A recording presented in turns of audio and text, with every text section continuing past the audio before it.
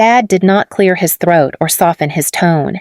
He just set down his fork, looked straight at me across the dinner table, and said, "We redirected your savings to support someone with more potential."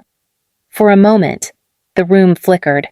The clatter of dishes stopped, the cheap ceiling fan hummed overhead, and my breath stalled in my chest.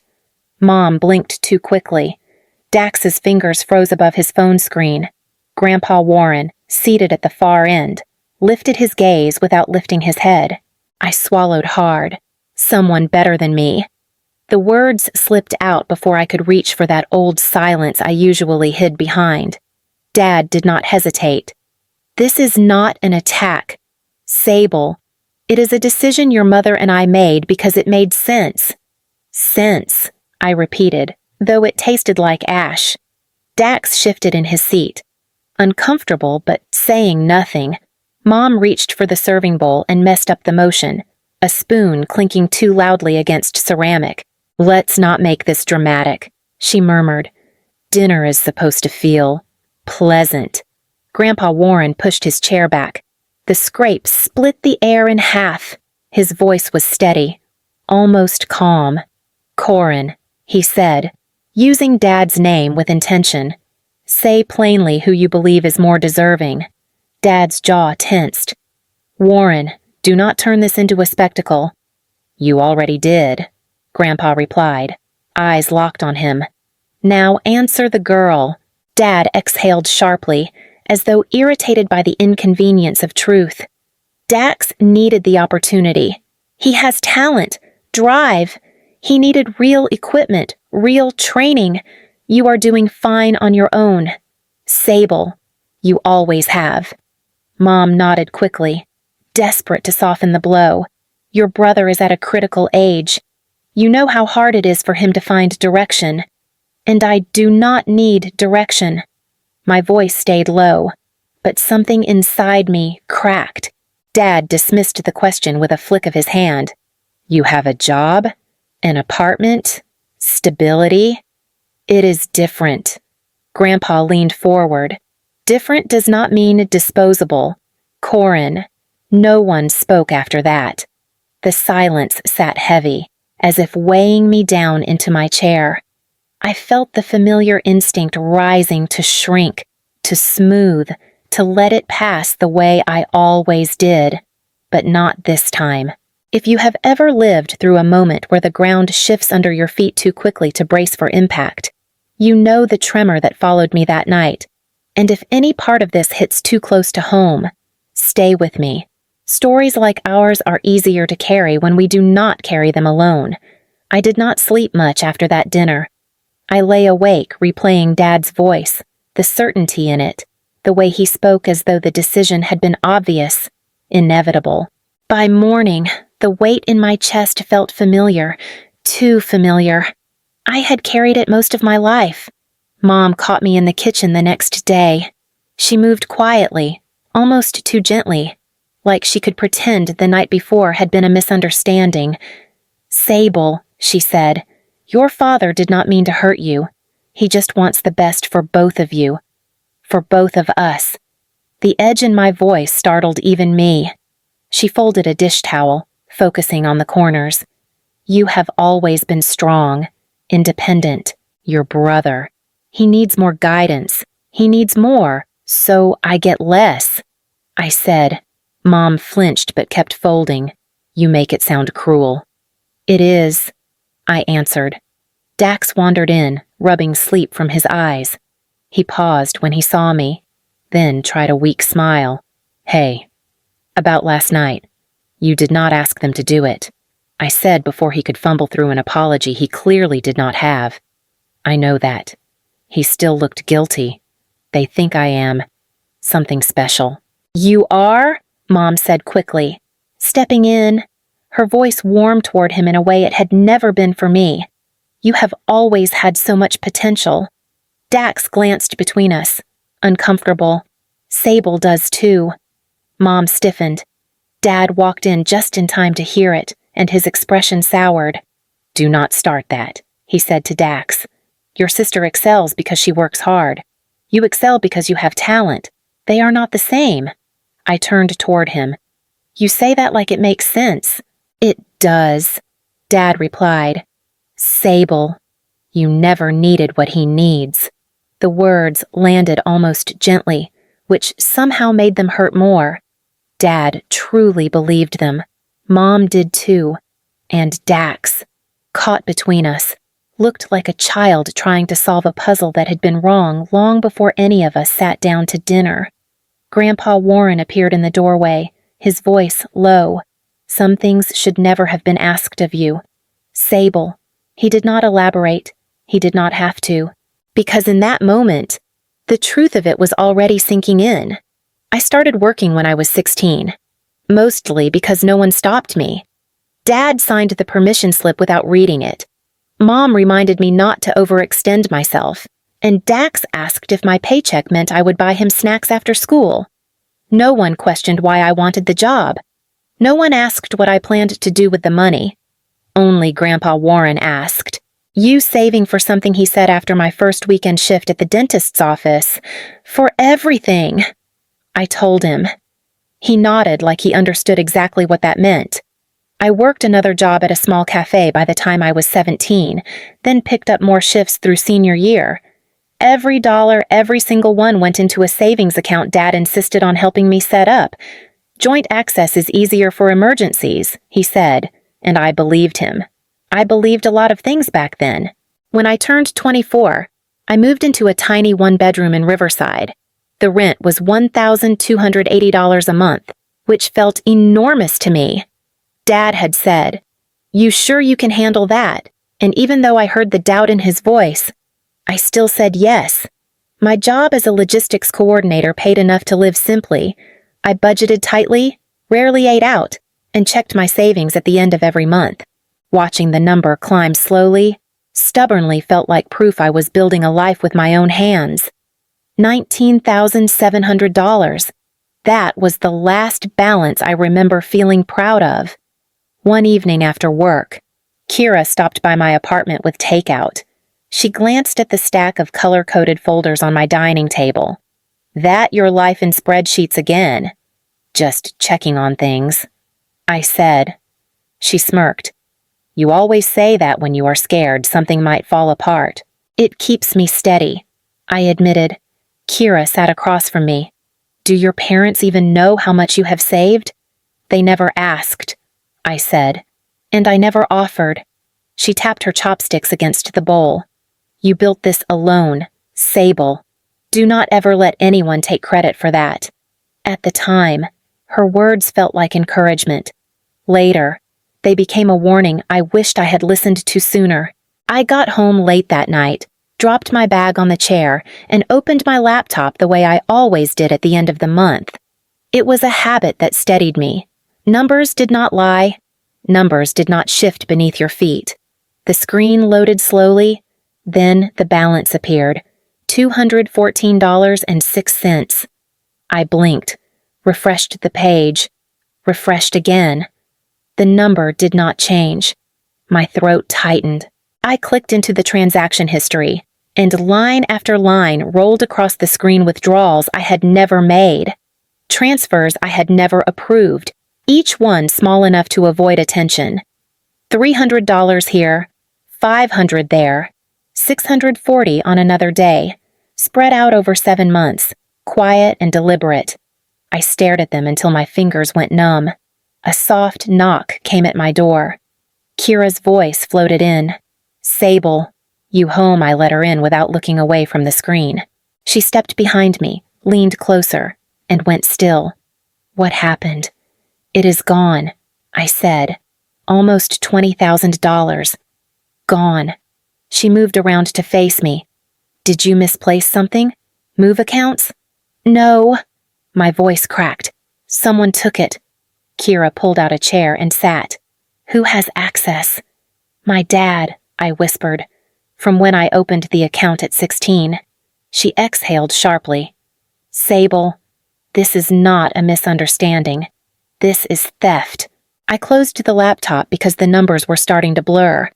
I will talk to them tomorrow. Talk. Kira shook her head. They planned this. Look at the timing of the transfers. I know, I said quietly, but I need to hear them say it. Her expression softened. Then promise me one thing. Do not let them twist this. You worked for that money. I nodded, though my stomach churned. I could already hear Dad's voice calm, certain, dismissive. I could already see Mom smoothing things over. And I could already imagine Dax surrounded by new gear, not understanding the cost of all of it. Kira squeezed my hand once. Whatever you find out tomorrow, you are not facing it alone. I held on to that long after she left.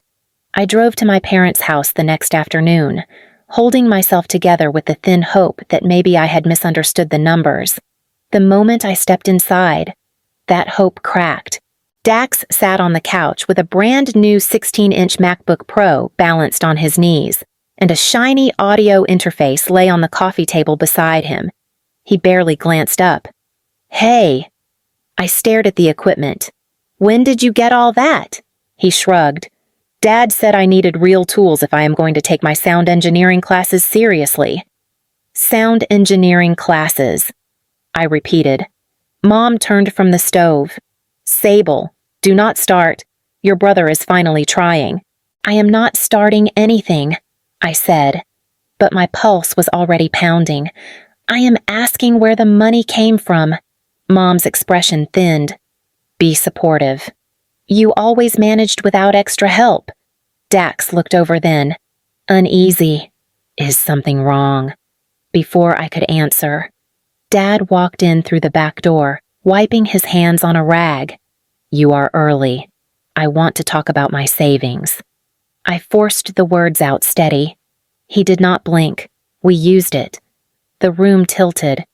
For what I asked. Your brother's tuition and equipment, he said, exactly as calm as the day before. He needs structure, investment. You do not. Mom stepped beside him.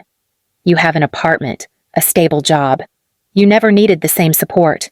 I felt my jaw tighten. You did not ask if I needed anything.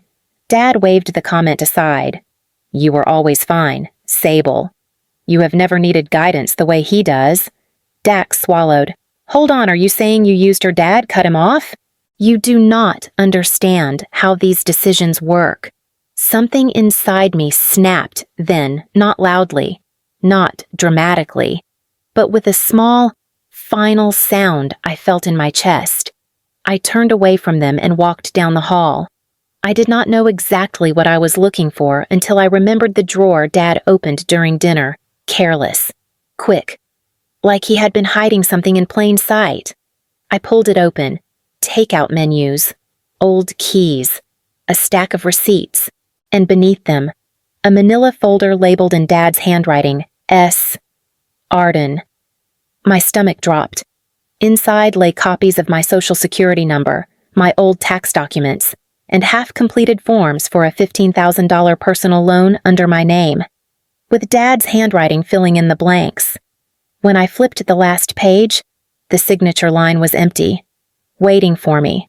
I gripped the folder until my hands shook. Mom appeared in the doorway. Sable. What are you doing in there? I held up the paperwork. You and Dad were planning to open a loan under my name. Her lips parted, then closed. She looked past me, toward the kitchen. Your father. Thought it was the best option. I never agreed to this. She reached for my arm. Do not escalate this. But it was already too late. I slid the documents back into the folder and held it to my chest like evidence. I am going to Grandpa, I said. Tonight. Mom's face drained of color. Sable. Wait, but I was already walking out the door. Warren opened the door before I even knocked a second time. His eyes dropped to the folder in my hands, then back to my face. Come in, he said quietly. I sat at his kitchen table and spread out the documents, bank statements, transfer logs, the loan application with my Social Security number copied in neat, familiar strokes. Warren examined each page without interrupting. When he finally spoke, His voice was steady. Corin did all this. Yes, I said. He said I was fine without the money, that Dax needed more than I did. Warren tapped the loan form with one fingertip. This goes beyond favoritism. This is identity fraud. The words made my chest tighten. I did not know what else to do. You came to me, he said. That is what you do. I let out a breath I had been holding for hours. Warren leaned back in his chair. Here is what happens next. You document everything. You keep copies. You protect your credit immediately. And you do not confront them alone. I already confronted them about the savings. My voice wavered. They did not care. That is because you showed up without leverage. He slid the loan papers toward me. Now you have leverage. I swallowed. What do I tell them? Nothing yet, Warren said. Your parents invited me to dinner this weekend.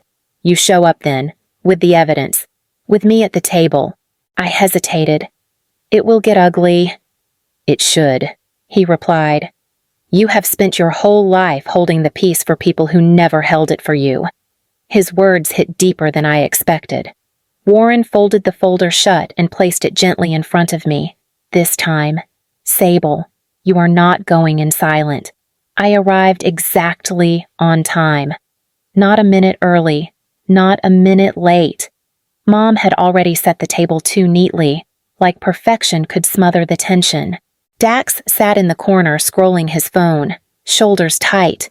Dad moved around to the kitchen as if nothing in the world had ever gone wrong. And Warren, steady, silent, occupied the seat at the far end, hands folded over his cane. Mom forced a smile when she saw me. Sable, good. We can start. I took my seat and slid the folder onto my lap. Dinner began with small talk that felt rehearsed. Mom asked about work. Dad commented on traffic. Dax kept glancing at me like he expected something to break. When the plates were halfway empty, Dad set down his fork. I heard work has kept you busy, he said lightly. It has, I replied. Mom added, we are proud of how independent you are. Not everyone your age manages that. Warren looked up, unimpressed. I opened the folder under the table, the edges brushing my fingers. Dad cleared his throat. Since we are being honest, we redirected your savings to someone with more potential. The room froze again, the same way it had days earlier, but this time, something inside me stayed firm. I lifted my head. Better than me, I said, not asking, stating. Dad met my eyes, calm. Your brother needed support. You did not. Dax sat up. Dad, do not interrupt. Dad snapped. This was a family decision. Warren placed both hands on the table. Corin, say his name. Do not hide behind vague justifications. Tell the girl who you stole from her. Dad bristled. This is none of your concern. It became my concern, Warren said, the moment you weaponized her silence. Mom's voice wavered. We just wanted to help Dax. He has always needed more guidance, and Sable never needed anything Warren shot back. Dad's jaw twitched. She had a job, a stable life. She was fine without that money. I opened the folder and laid the first page on the table, a bank statement marked with every withdrawal. These were not small accidents, I said. They were planned. Mom's hand flew to her mouth. How did you get the drawer? I said. Where Dad hid everything he thought I would not check. Dax leaned forward, eyes wide. This came from her account, Dad snapped. You needed those classes. Do not start acting ungrateful. I did not ask you to take her money, Dax shot back, voice cracking. Why would you even? Because you deserve a chance, Dad said sharply. She made herself stable. She never needed the same opportunities. Warren's palm hit the table not loud, but forceful enough to stop every voice. Needing less does not make her worth less, he said. What you did was exploitation. Dad's face flushed. You are blowing this out of proportion. No, Warren said, lifting the last page in the folder, the loan application. This is where proportion ends. A $15,000 loan under her name. A stolen Social Security number. You planned to bury her credit to build his future, Mom whispered. We thought we could pay it back before anything happened. Warren fixed his gaze on her. You risked her financial life. Do you understand that identity fraud is a felony? Dad's voice broke. Warren, please, Sable, speak, Warren said, turning to me. Tell them what you want. I steadied myself. I want every dollar returned, not eventually starting now, and I want that loan paperwork destroyed tonight. By Dad's hands, not mine. Dad shook his head. You are overreacting. You can earn it all back. No, Warren cut in. She will not replace what you stole. You will. The room went dead still. Mom looked defeated. Dax looked ashamed. Dad looked cornered. Finally, Dad exhaled like a man giving up a fight he knew he could not win. Fine, he said. We will return it. All of it. And the loan I asked. I will shred it tonight, he muttered. Warren nodded once. Good. I gathered my folder and stood. Not one of them tried to stop me. And as I walked out, I realized I was not escaping anything. I was reclaiming everything they tried to take. The first transfer landed 2 days later. $350. No message. No apology. Just numbers shifting back into the place they should have never left. By the end of the week, another appeared $420, followed by a larger one a few days later. I could almost picture Dad selling something in the garage. Jaw clenched, pride burning as he typed in my account number. Mom's name showed up on 2 transfers, Dax's on 1. Dax came by my apartment on a Wednesday evening. He knocked lightly, like he expected me not to answer. Sable, he said when I opened the door. Can we talk? He stood there with his hands shoved into the pockets of his hoodie, shoulders tight. For the first time in a long time, he did not look like the chosen one. He looked scared. I did not know. He said, about the money, about the loan. I swear I did not. I believe you, I said. But believing does not erase what happened. He nodded, eyes on the floor. I told Dad to return everything. I told him what he did was wrong. That must have gone well, I said. And something small, almost like humor, flickered between us. Dax sighed. He said I was turning against family. But I am not. I am trying to do better. I let the silence sit for a moment. Then I said, trying counts. But it cannot undo the past. He looked up. I know. I wanted you to hear it from me. When he left, I sat at my table with Warren's folder beside me. I checked the transfers again, watching the total inch upward, piece by piece. The numbers did not erase what happened, but they steadied me. Later that week, Warren dropped off groceries I did not need. He did not stay long. He just said, proud of you, girl, and tapped the folder with one gentle finger before heading out. And for the first time in a long stretch of years, the air around me felt wide enough to breathe. I ended up on my balcony the night the final transfer came in. $1,100, the last piece of what had been taken. Warren called a few minutes after. That is everything, he said. It is done. It is not fixed. I answered, but it is done. He made a thoughtful sound. You drew a line. Sable. They finally saw it. After we hung up, I stayed outside, listening to the distant buzz of traffic. My phone lit up once Dax, sending a simple message: I am trying. Thank you for giving me the chance to try. I typed back, keep going. The air felt quiet, but not the suffocating quiet I grew up with. This one belonged to me.